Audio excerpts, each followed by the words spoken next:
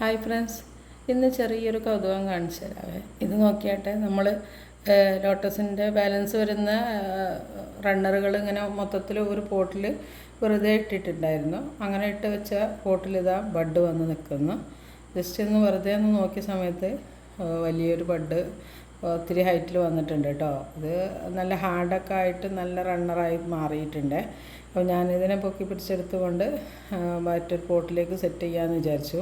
കുറച്ചധികം റണ്ണേഴ്സുകളുണ്ട്, കുറേ കഴുകി പോയിട്ടുണ്ട്, ചിലതൊക്കെ നന്നായിട്ട് റൂട്ടൊക്കെ വന്ന് ഹെൽത്തി ആയിട്ട് നിൽക്കണമുണ്ട്. അപ്പം മൊത്തം ഞാനിന്ന് വേറെ കുറേ പോട്ടിൽ സെറ്റാക്കി വെച്ചിട്ടുണ്ട്, അതിലേക്ക് മാറ്റി നടാമെന്ന് വിചാരിച്ചു.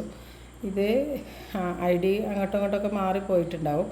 കാരണം റണ്ണറുകളെല്ലാം സെപ്പറേറ്റ് വെക്കാൻ നമുക്ക് ഒത്തിരി സ്പേസ് വേണമല്ലോ. അപ്പോൾ എല്ലാം കൂടെ ഒരു പോട്ടിൽ ഇട്ട് വെക്കുന്നതാണ്.